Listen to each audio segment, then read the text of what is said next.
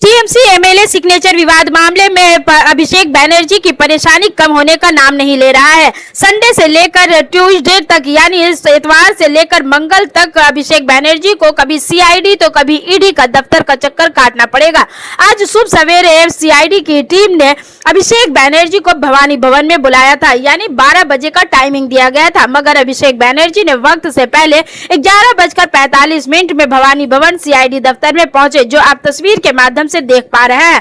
आपको बता दूं दोस्तों कि सिग्नेचर विवाद मामले में 70 एमएलए का सिग्नेचर यानी 70 एमएलए का सिग्नेचर उस मीटिंग में कालीघाट की मीटिंग में शामिल था, जिसमें 3 विधायक ने नाराजगी जाहिर की और तीनों विधायक ने शिकायत दर्ज कराई थी कि ये हमारा सिग्नेचर नहीं है। कैनिंग के विधायक बहराउल इस्लाम, साथ ही साथ हावड़ा के अरूप राय, दक्षिण 24 परगना के सेबाशिष दास का सिग्नेचर भी नहीं मिल पा रहा था। इन तीनों का सिग्नेचर कैपिटल लेटर में दिया गया था। यही वजह है कि यह सिग्नेचर सीआईडी की टीम ने सिग्नेचर एक्सपर्ट को लेकर इस मामले की छानबीन में जुट गई थी। अब तक सिग्नेचर विवाद मामला का क्लियर नहीं हो पा रहा है। लगातार सीआईडी की टीम सिग्नेचर मामले को लेकर कभी अभिषेक बनर्जी के घर पर दस्तक देती नजर आई है। यहां तक कि एक्स मुख्यमंत्री ममता बनर्जी के कालीघाट तक जा पहुंची, जहां पे सर्चिंग ऑपरेशन के बाद भी रेजुलेशन कॉपी को निकाल बाहर करने में सीआईडी सक्सेस नहीं हो पाई। आपको बता दूं दोस्तों कि आज अभिषेक बनर्जी के साथ ही साथ कुणाल घोष को भी सीआईडी की टीम ने भवानी भवन बुलाया है और अभी कुणाल घोष अपने घर से सीआईडी दफ्तर के लिए निकल चुके हैं। साथ ही साथ आपको बताते चलूं कि आज जब सीआईडी की टीम लगातार पूछताछ के लिए समन जारी कर रही थी, यहां तक कि मामला जब कलकत्ता हाई कोर्ट में गया तो कोर्ट ने ऑर्डर दिया अभिषेक बनर्जी को कि आप सीआईडी के साथ पूरा कोऑपरेट करें।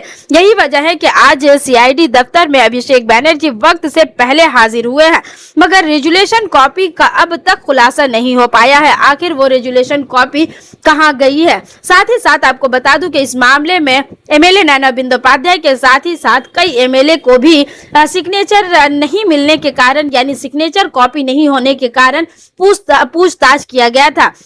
इसके बावजूद भी अब तक सिग्नेचर विवाद मामला क्लियर नहीं हो पाया है।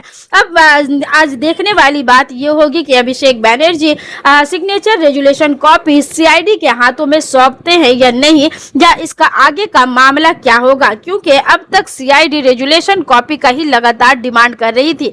यही वजह है कि लगातार सीआईडी की टीम अभिषेक बनर्जी के घर पर कभी रातों रात ताला तोड़कर दाखिल होती नजर आई है, तो कभी दिन दोपहर जब अभिषेक बनर्जी की गैर मौजूदगी में जब वो दिल्ली के लिए रवाना होते हैं या दिल्ली दौरा पर रहते हैं और यही रेजुलेशन कॉपी लेने के लिए कालीघाट ममता बनर्जी के घर तक जा पहुंचते हैं और ममता बनर्जी के गैर मौजूदगी में घर का पूरा सर्च ऑपरेशन किया जाता है। उसके बावजूद भी जब रेजुलेशन कॉपी हाथ नहीं लगता है तो ये मामला यही नहीं थमा, बल्कि कलकत्ता हाई कोर्ट तक पहुंचा और कलकत्ता हाई कोर्ट ने ऑर्डर दिया कि किसी भी हाल में अभिषेक बनर्जी को इस मामले में पूरे तौर पर सीआईडी को कोऑपरेट करना होगा और वो तमाम सच्चाई को सामने लाना होगा, क्योंकि लगातार सीआईडी सिग्नेचर मामले में पूछताछ कर रही है, मगर अब तक वो क्लियर नहीं हो पाया है कि गलत सिग्नेचर किसने किया और किसने फॉल्स सिग्नेचर करवाया।